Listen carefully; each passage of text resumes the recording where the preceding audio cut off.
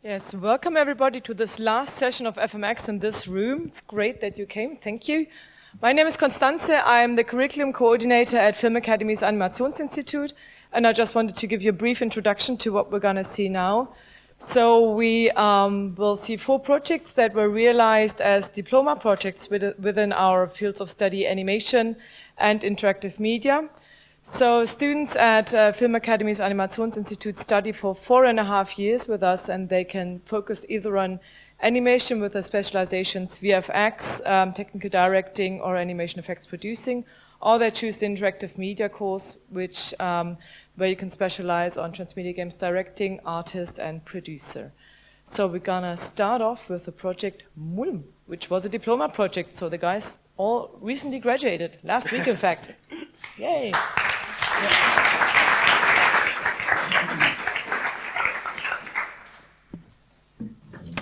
Yeah, hello, thanks for being here. My name is Toby.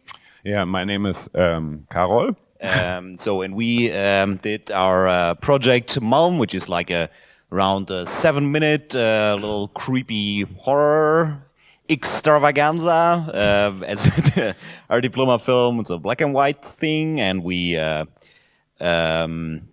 prepared a little trailer for you guys. It was like the teams, us two. We made most of the project ourselves.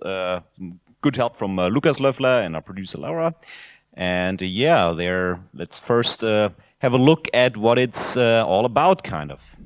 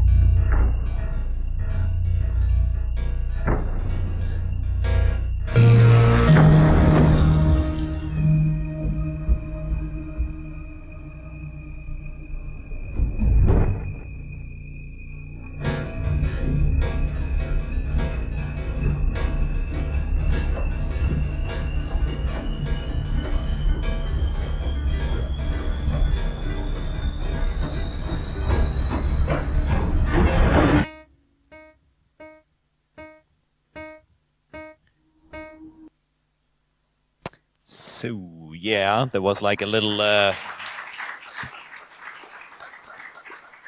Thank you. So yeah, this was a little teaser for what we wanted to do. Again, so first off, to say some general things about what this project was all about and where the idea for it came from. We wanted to, after Pirate Smooch, which we did in 2016, we wanted to work with a very small team because we had very many people working on this one, and we wanted to do something that we felt like doing without any focus on like how successful could it potentially be or where there would be potential customers or something. Just some like fanciful thing that we're all about. So when we started gathering inspiration, we thought about some things that we love. For example, we're both really into good old Lovecraft stuff. And like some illustrations from the Polish painter, surrealist painter Bakinski, which we also took some inspiration from. or the Pixar short Black Hole back there. So we know we're going to go in some kind of like a disturbing and maybe a little bit funny direction, but with like an open mind to whatever the project would bring to itself, basically, during production. The base story we developed basically along the lines of some vague ideas about what we wanted to do. So what we ended up is N, which is the name of our main character, is like a scientist who tries to communicate with like a distant star out in the night sky using like giant musical instruments. But he gets disturbed in his work by the cat that he gets in a box from one of his neighbors, as we call it, the backpackers, who are like this hive mind creatures that live all throughout that city, and it gets like weirder and weirder, and this whole delve into his descent into madness, basically. That's where we developed the story around. So first, like when we started developing the design, which was my part mostly, we knew we had those three archetypes to fulfill. We had the scientist, who's an individuum, has an obsessive personality, is a very rational person. We have the backpacker, who's a legion, who are a hive mind and who are mystical. And we have the cat itself that is in two forms in the film, a small one and a big one, who is like a cosmic entity, symbolic and totally beyond comprehension. So before we even started writing a screenplay or anything, we started off with basically a couple of inspirational art that went hand in hand with both of us. Like we wrote something and we made some drawings, and we wrote again, just trying to keep the inspiration coming. So this is some really early artwork, so where we try to establish like an aesthetic for the world and getting feeling for it. And here's some more from like the environmental side of things. And pretty early on, we found out that black and white, doing it all in grayscale, would suit our story best, because there was no point where we say we need color to tell this, so why do it in color if you don't need it? It was a very fun challenge to think about those things, and some things makes harder. You have to think about values more, but obviously it also makes some things easier because you don't get the colors in the mix. So yeah, this is some of the more advanced production paintings that we did later in along the lines, when we knew like the elements that we needed, the room in which he sits and studies, the trumpet arrays out in the desert, which we use to communicate with the star, and some style tests, because we also knew we wanted to do something with like broken geometry, like actually breaking apart the polygons of the 3D objects. And the character creation was a similar process which took a while. Like our first few, that was like some of the earlier concepts, the gray ones up there. We knew, broken geometry, all right, let's do something with that and make it like eerie and creepy and a little bit uncomfortable, to show like a character who's like in constant conflict with himself and like really out of balance in every way. So these are some approaches, but none of that was really successful or like memorable enough for us until we stumbled upon this guy there, like in this 8-panel thing, the third from the top row, the second from the right, where we just said, okay, what if we just take a face of, in that case it was from a Kurosawa film, I think, and just slap a photo face in there. And we said like, hey, there might be something there. And we just said, what the heck, let's just run with it. And we're gonna see some of that later, the process of how we actually did the face in the head. But that's was the most advanced character design. This is like our final sheet, you see there on the right. Pretty early on, we also started doing storyboards and animatic, because we wanted to get into making an actual film as soon as possible, instead of writing screenplay for forever and ever. So there's like some of the earlier beat boards. You see the look of the main character and of the backpackers way different than it turned out in the final thing. And that is early animatic stuff.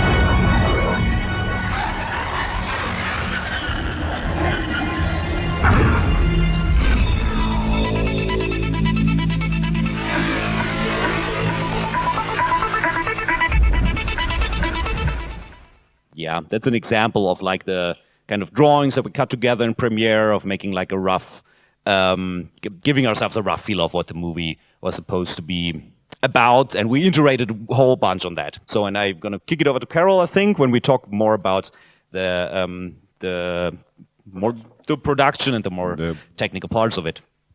Yes, so we quite early on we started to experiment. Toby was mainly concentrating on all these painted backgrounds, and this was actually the first painting, the first overpaint based on 3D geometry we achieved, to experiment with which kind of form we wanted to go. Does it work with the black and white, and how far can we push the overall production value, while keeping in mind that the first animatic was still 7 minutes, and we were just the two of us.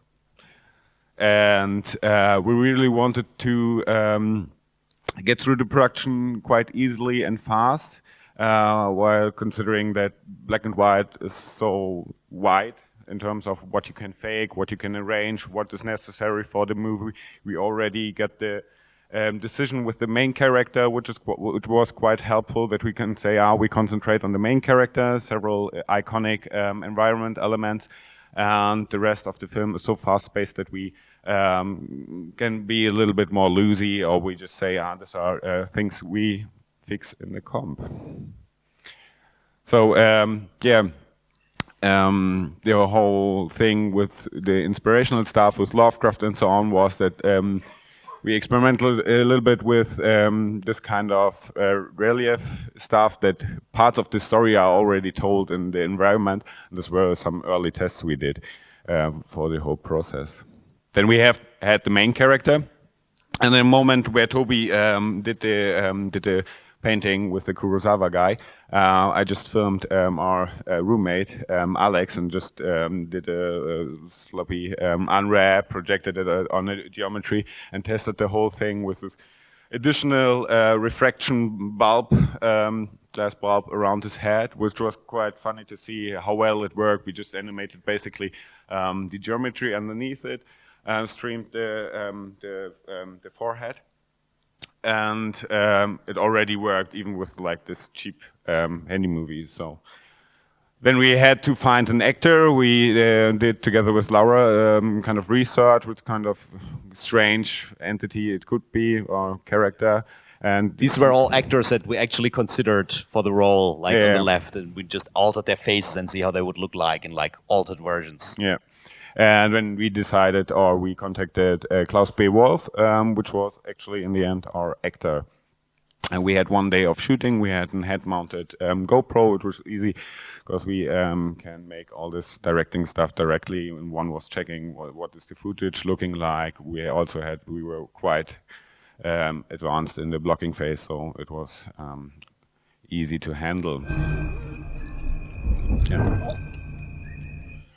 This is how he looked in the end, and the basic setup was, like I said, we had in 4K 2 units for the head, both 4K, and we just streamed like the facial part. We integrated was a quite easy setup where we can just prove how it looks like in the on the actual geometry, how was the footage from the actor, and the black and white texture output. Then we had the basic modeling of the head.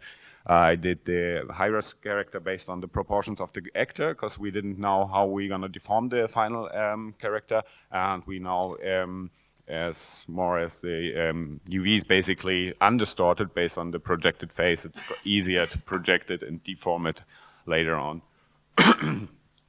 Still, by keeping in mind, we also established this kind of low-res, low-poly style. We don't want to make a low-poly film at all, but playing a little bit around with this kind of desolated geometry. So his back head has also this kind of low-poly look, even if it is quite high-res.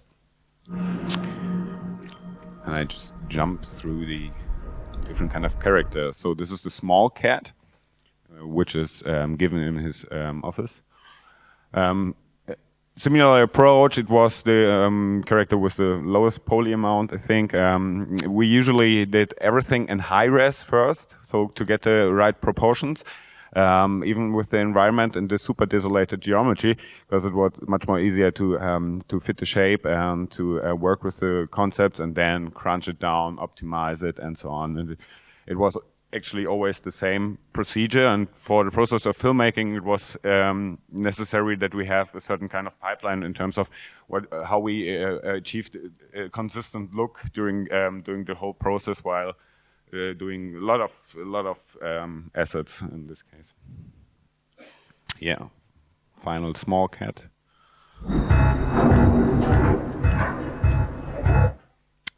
And the backpacker. The backpacker is this kind of legend-like hive mind thingy, and we also thought about like to push it a little bit in the direction of the environment, that we or the audience get the feeling that it's more connected to the to this kind of world, not like the main character. And finally, the big cat. The big cat was the most challenging character in this whole movie.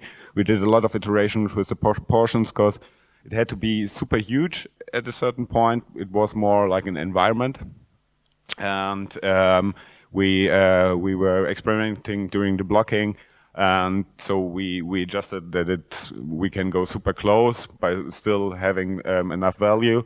But also that it really feels like a mountain, because in certain kind of pickups we just have it like as the environment for the main character. Some texturing parts, you're never gonna see it so close. And sharp. And sharp. and without any depth of field. So most of the time the cat was really blurry. But it was also cool that we had the possibility, because there are so many like high dynamic shots where the cat is moving. It has this kind of transformation process as it becomes the cat. So this was quite cool. And I'm so beautiful. My name is Batman. Yep. So small breakdown. We had, I think, 68K maps for this huge beast. Yeah, so this was the characters, and then we had a lot of stuff to do with the environment. We reduced the palette of objects basically to this kind of stones, sand.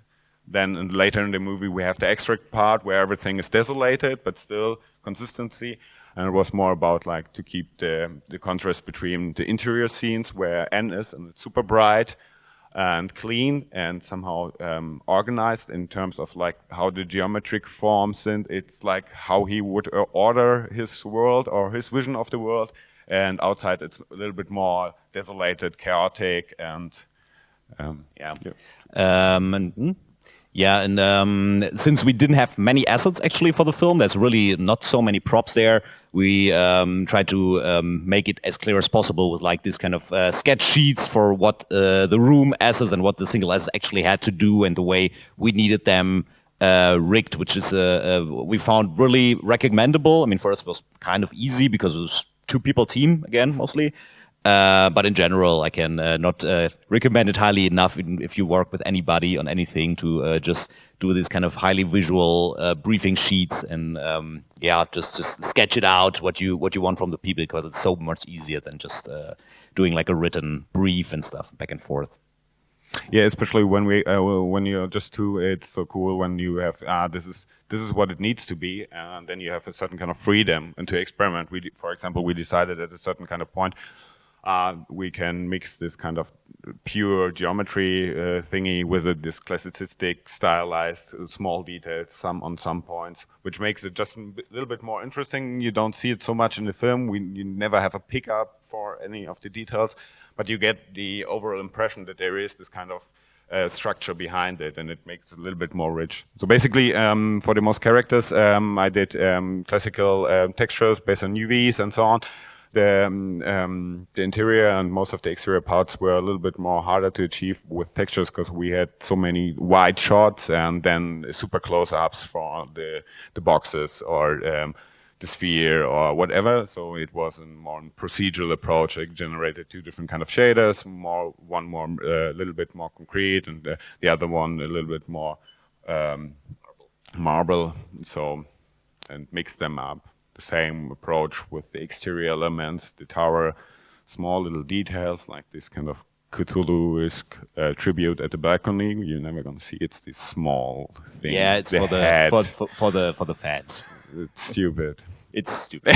But yeah, but it was fun, and this is always the good thing when you're just two and you just, wouldn't it be awesome if we have this Schrödinger bust in his room standing? Which we also never use. We never included. There was no time or no space. Yeah, city dressing, a lot of cubes and sand, additional rocks and more rocks. A lot of rocks. Like the whole film is just full of rocks. That was the biggest asset that we modeled. Yeah. We can just flip through the next few because there's a lot of rocks and it was everything was hand modeled, which is also super. No, which was good actually. Yeah, additional props and finally a short breakdown, a really short one. So this was the Lembeck render pass and that's the comp. That's it. So that was it for our side. Got any questions from the audience? No, Pascal? Okay, yeah, you know that stuff already. Okay, cool. Then yeah, thank you very much, and yeah, goodbye.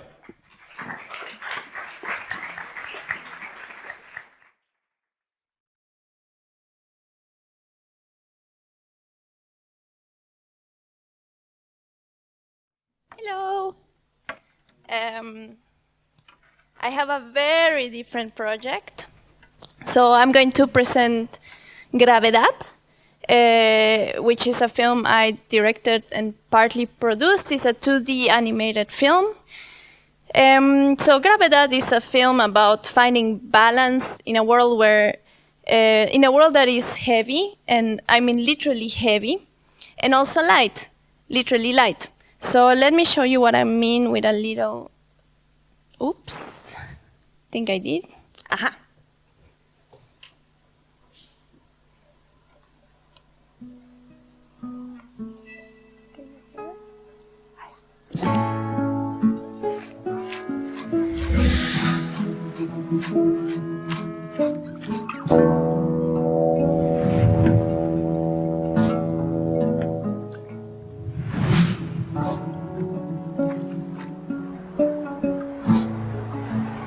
En este pueblo hay días livianos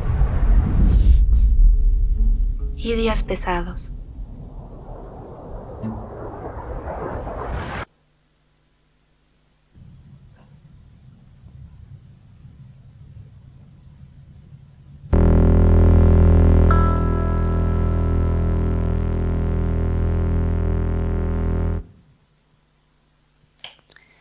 All right, so that's kind of the idea of how it's going to look. And you won't be able to tell, but this is a very, very personal project. It started with a broken heart. So in 2016, my heart got broken into a million tiny, tiny, tiny pieces. I was really, really sad and really lost. But something happened in this time of vulnerability. I started connecting with art, especially books. I somehow had the feeling that the suffering of the world can help me understand mine. And that's when I found this little guy here, Slapstick by Kurt Vonnegut. So it was a time when I opened my eyes every morning and I knew from the beginning it's either going to be a really good day or a miserable one. And it felt like an invisible force. You're either happy or you're sad and there's nothing in between, and especially there's no way to control it. So let me tell you about this book. Well, not really, because it's about a lot of things. But there's one thing in this book that resonated with me, and that was gravity. In this book, gravity changes constantly. So some days are heavy and people are just laying around. And some days are light and people have boners because of gravity. And that reminded me a lot of the invisible force I was feeling. So that's when I started calling my happy days light and my sad days heavy.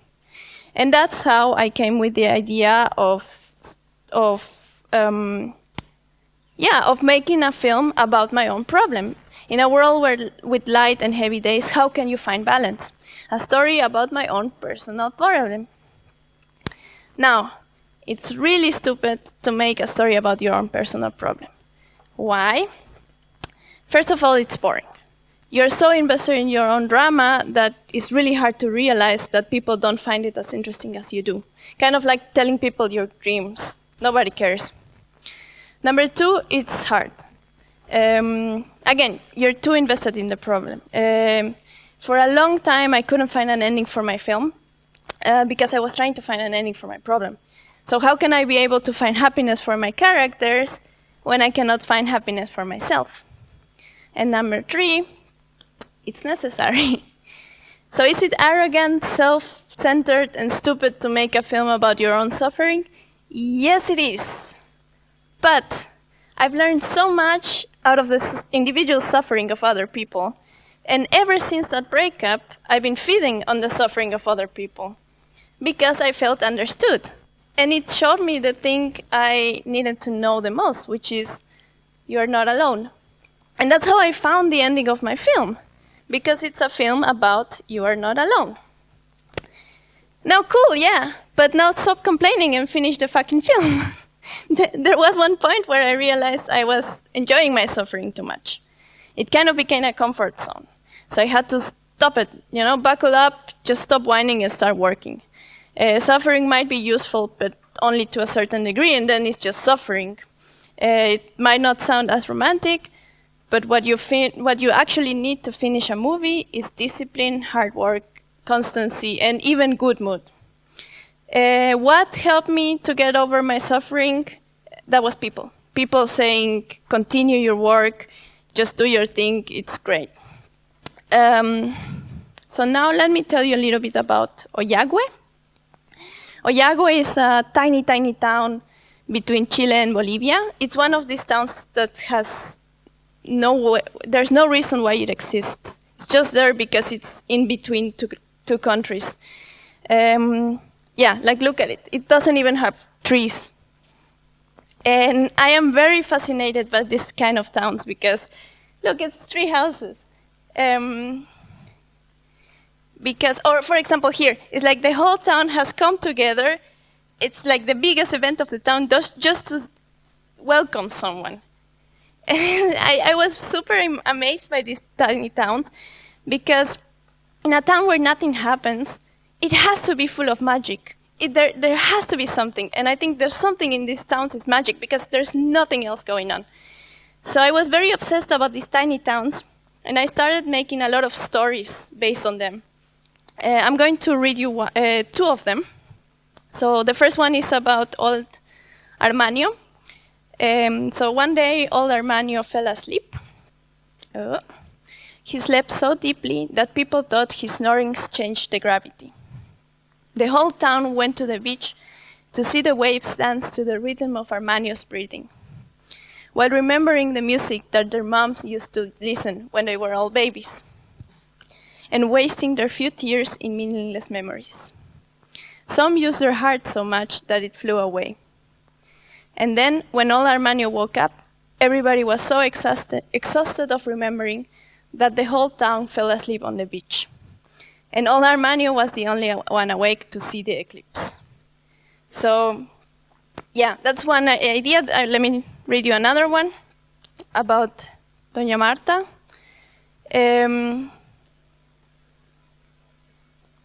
I think that's my phone, actually. Oh yeah, it's my alarm. Do not forget that I have a presentation. It helped. So the second one is Doña Marta. Doña Marta washes her clothes 3 times per day because she thinks that the shadows cast by the trees are stains. Yes, but who am I to criticize Doña Marta? I spend all day counting every time I blink. 1,534. Yes, and I cannot experience true happiness unless I stare directly at the sun. I guess what makes us better than Doña Marta is that at least we are aware of our problems. Good morning, Doña Marta. How are you doing? Perfect. Every day is perfect. So yeah, the end. So yeah, I had this idea of this lonely town and this atmosphere of the lonely magical town and my own personal story, and I combined those two to find Gravedad. And then it was kind of straightforward. A lot of storyboarding, a lot of animating, a lot of coloring, without the mistake, a lot of Spanish. Lo que tú necesitas es bailar. A lot of music and sound design. Y se siente tan bien que uno no tiene otra opción que vivir el resto de su vida de tristeza.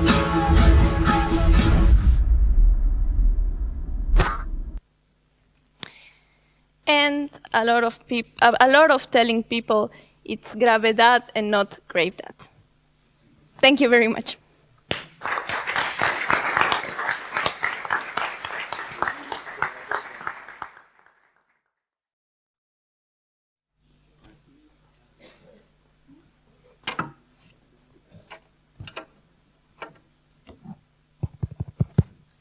Hello. My name is Sanity. I'm a creative technologist for event media and film. And yes, I like to step right inside the experience rather than looking at a screen. So I would like to present you 6 heads. It is, in fact, reality. So get immerse yourself. Faster. And now, arrange yourselves. Color move. And now, arrange yourselves. Color on color. 5, 4, 3, 2, 1. So actually, this is not a real experience trailer. This was a handheld video with my 4-year-old smartphone. The experience trailer is still coming. And what is it about? It's not a movie. It is, well, I can read it for you or read it yourself. 6 Heads is an interactive, immersive experience about integration and exclusion. It is a social experiment designed for 6 players. You start as a homogeneous group and play an entertaining game, full of motion as well as audiovisual and haptic surprises. There's a system, the head corporation, which leads you. However, if you do not meet the ideals you must obey, the continuously turning system, one person must leave. It is about exclusion in that case. You are active parts of the experiment and decide on its outcome. How far will you go to reach the goal? Will you fight on your own, or will you act as a group? This is about the group experiment. And how's the gameplay? You put on your hat. You have a shining hat. It has an LEDs on it, connected via Internet of Things protocol, and yes, I will tell you about it later. And you step on the platform, and you get instructions by a voice, and then you play an entertaining game. It is something you can compare it with Journey to Jerusalem, but without chairs, by the way. And now about the heads. The game is color on color. Your head is shining in a special color, and the same colors appear on the platform. So you need to step on the area with the same color like your head. And be fast, do not collide with the others. You have a bunch of rules, and well, if you do some errors, or if you do not obey the system, then the system will exclude you. But the bad thing, the difficult part about it is you cannot see your own color. You need to ask the other ones, hey, what's my color? Tell me my color. I don't know it. I cannot see it. So can you trust the others, by the way? Never mind. And if you have mistakes, or if the others do not tell you the truth, someone is excluded, but the decision is the decision of the crew. So the crew must exclude someone of you, and well, the system, the system is something which is completely against you. It becomes meaner and meaner, and at a certain point you realize, hey, no way, you have to stand against the system. You are very invited to the game zone. You can currently see it in the game zone, in an art museum, not the cutest, but the other one, until Sunday, and experience it yourself. Because it's a conference, I will tell you more about what we thought about it. And yes, will the excluded participants race against the system? That's the central question about it. And one tip for your own experience: be nice to your teammates. Stand together with your team. And well, the system wants the opposite. It wants to exclude you. This is a moral dilemma. What will you do? Will you mess up the gameplay, or will you stand to the crew? If you stand to the crew, you will win. Otherwise, well, immerse yourself. And about the visual look, you see it is everything round, and also the LED tubes are round and they are rotating, and the experience that people will also turn. But be careful. If they turn, they become part of the turning machine. They become slaves of the system until you resist. So, about the intention. I like the participants to experience how fast exclusion can happen. Furthermore, I want to emphasize the chances of acting self-determinedly. Being part of the community is never self-evident, but also it is often it's up to you if you belong, if you are part of a crew or don't be part of a crew. So, open-mindedness and motivation for your own initiative are evident. The topicality is the social and the political awareness. And we are not only talking about migration. I think every one of us, also me, have their own association to the topic. But recent incidents concerning mass movements and houndings, also in the near past, influenced the creation of this project.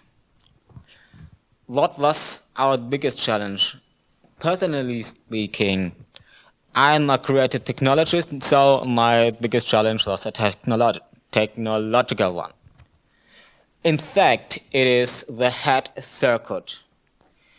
It has three steps. The first step is the motion tracking. I need to know who am I and where am I. Then the software evaluates all the data, and depending on the data and the gameplay, we will color the heads using the Internet of Things protocol and Blinky and Fancy, and yes, I like it. So, what?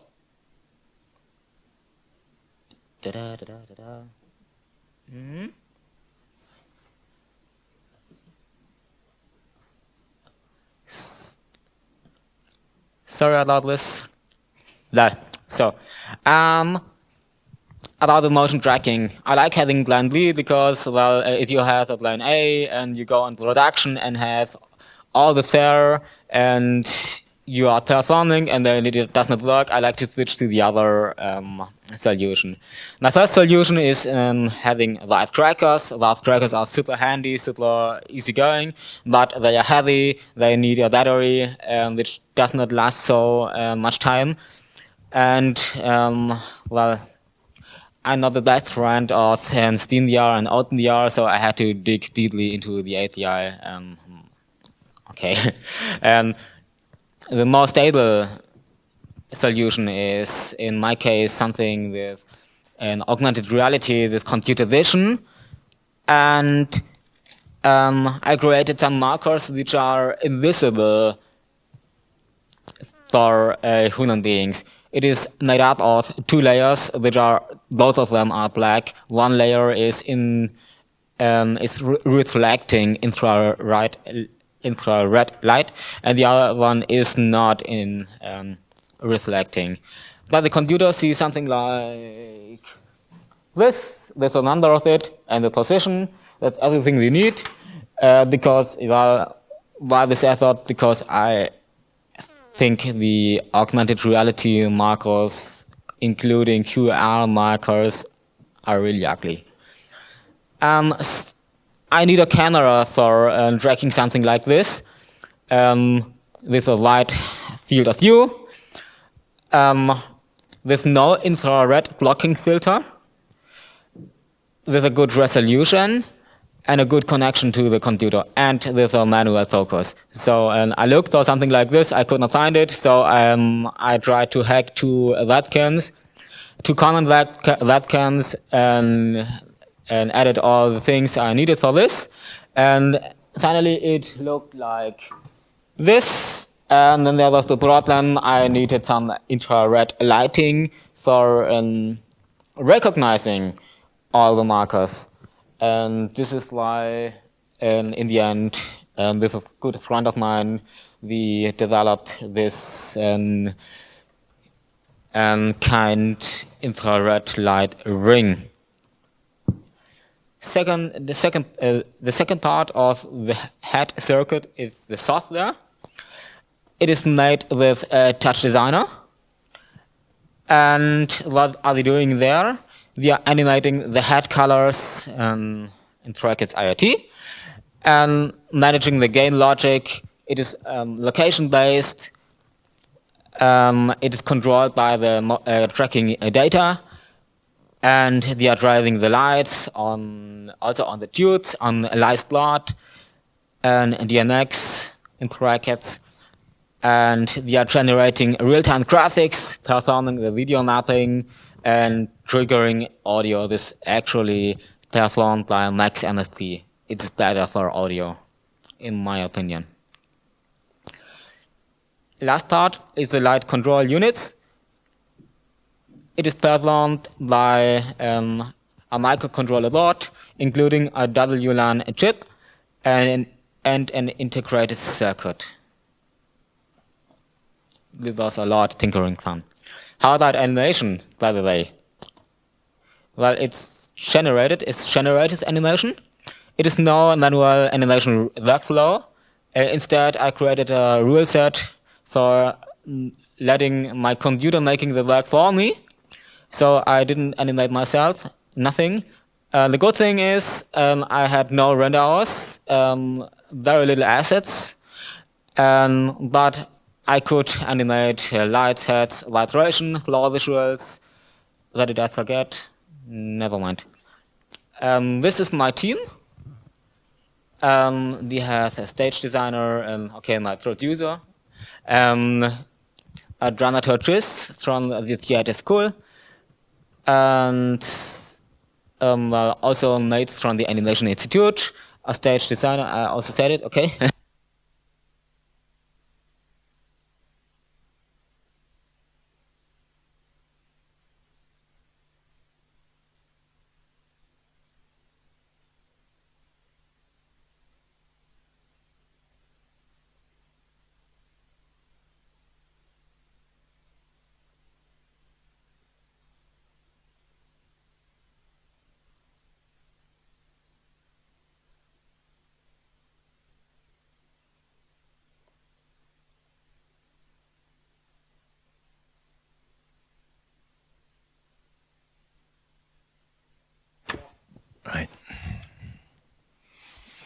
All right, hi everybody, my name is Alex Frey. I just graduated in interactive media as a games artist, but I did something a little bit different. Rather than something focusing on a product, I focused on more of a process in a program called Dadio, which is a program from the Danish film school that they put on, and they pulled together a bunch of people from different universities to make games for 4 months. 4 months, and you make 3 games. You have 2 mini games at the beginning, which are kind of like your test runs. They're designed to make you fail and work out all the kinks in your pipeline, all that stuff. And then you have that one graduation game at the end of the semester, which is 6 weeks. So yeah, we made 3 games. I'm going to focus on the graduation game. Just a word at the beginning. This is a program where you apply directly to the role that you want to occupy within the program, right? So it's very much like a company in that sense. If you're an art director and you want to be an art director, you apply as an art director, and there's an interview process. So they're trying to simulate a work environment. And usually it's been always only Danish schools, but for the first time, they also invited us from the Filmakademie to participate, and 3 of us went as game directors. So this was my team. We had 16 people on the team, and we had never met each other before. We had never made games together before, so that was kind of a unique experience, getting thrown together and just being told, hey, make games and don't fuck up, or do fuck up a lot, but don't hate yourselves over it. And we had a lot of different disciplines, obviously, like the standard positions are there with art director and programmers, project managers, artists, sound design, game design, all those. There were a couple of rules. First of all, it had to be mobile, on a mobile platform, preferably on more than one mobile platform, so cell phone and tablet. It had to be a 3D world, and it had to include motion matching. Hands up if you've heard the term motion matching before. Okay, nobody. Interesting. Motion matching is just a system that addresses the problem of human movement not being loops, right? So I borrowed this slide from Simon Clavet, who has a really interesting GDC talk on the topic. Like the move that he's doing right now in this GIF, how would you even classify that within your animation library? It's like a start strafe, 90 turn on spot, 45 stop, right? Nobody wants to see that naming convention in their projects. So motion matching is a machine learning based approach to try and address that problem of creating smooth transitions between a lot of complex positional data based on the inputs that the player gives to the character. I'm going to show you a quick cinematic trailer for the game, and then I'll talk a little bit more about it.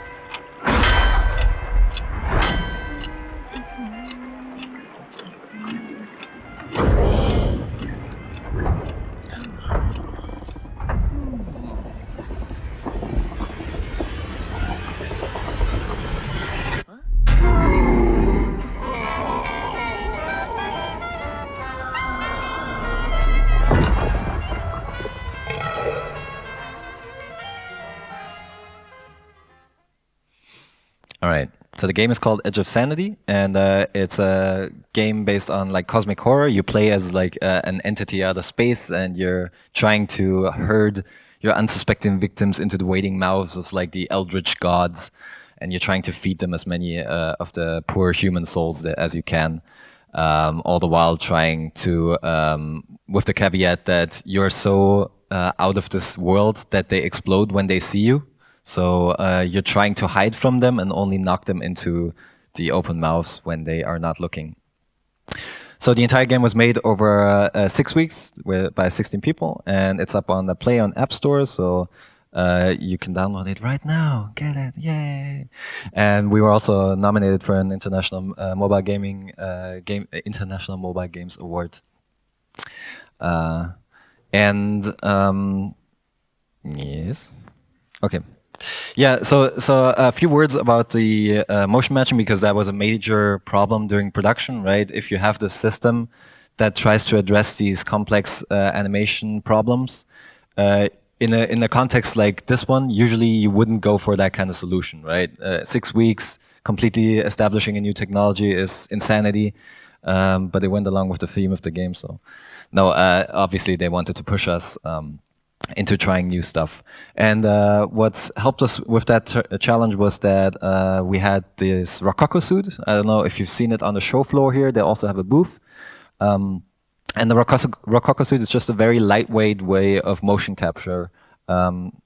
You can see two of our programmers here outside of our building, like in the freezing cold, capturing some data for to feed into the motion matching system, and it worked really well. It's a bit rough, at least in the last state that I had the chance to check it out, but it gets the job done of getting you enough data to start feeding this machine learning based system. And once that's in place, then you start to get something like this, where you can give a character inputs, and the system then determines the correct animation to play on each frame for that character. The lower GIF that you can see is just 4 different characters that are all fed the same motion matching solution, but because the length of their legs is different, they obviously move different, or they interpret that data differently. So this is something that you can use something like this for too. You can see you get more randomized, more natural motion than you would get from something like a very simple state machine that just says run, stop, turn, that kind of thing. So yeah, that was a huge challenge, and I gotta give a huge shout out to the engineers who on my team who were willing to tackle that issue and really got something working inside Unity very quickly that that you could already see the potential of. Obviously, there wasn't nearly enough time to develop this into a full production-ready system. So a few notes at the end, because this was a huge thing about process, right, rather than the product. For me, a huge learning from this was production versus management. At the Film Academy, we are usually not, if you're directing a project, you're also head of production, right? You're also the person who makes the things that you want to make. In your case, the rocks, right, or whatever. But in this case, it was very different, because I was there only in a management capacity, which is comes with completely different challenges of managing not only the project but the people within the project, and also expectation management, right? Where sometimes you have to reevaluate how you expect at what level of quality you expect to produce with big challenges like the motion matching system hanging over your head. Speaking of overhead, communication and overhead grew out of proportion. Like if you're used to small teams of around under 10 people, you can very easily communicate amongst yourselves, right? It's much more straightforward. In a team of 16 people, it instantly became a huge task just trying to make sure that everybody's on the same page every day, making sure that everybody understood what the vision for the game was, what the goal for even just this day or this sprint was. And then the last takeaway for me was that there was a lot of value added through a varied skill set, right? We had a lot of specialists in our team, but we also had a lot of people who stood out because they were able to do more than that one thing that they were there for, and were in that way able to add a lot of value to the project. For example, one of the motion matching programmers, who is an incredibly tech-savvy dude, was at the end able to cut together a hype motion match trailer that I would love to have shown you.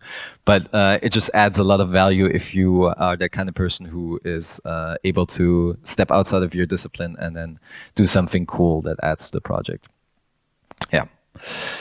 So thank you very much. I think this is the end of this track, right? So thank you for sticking it out till the end. And yeah, thanks.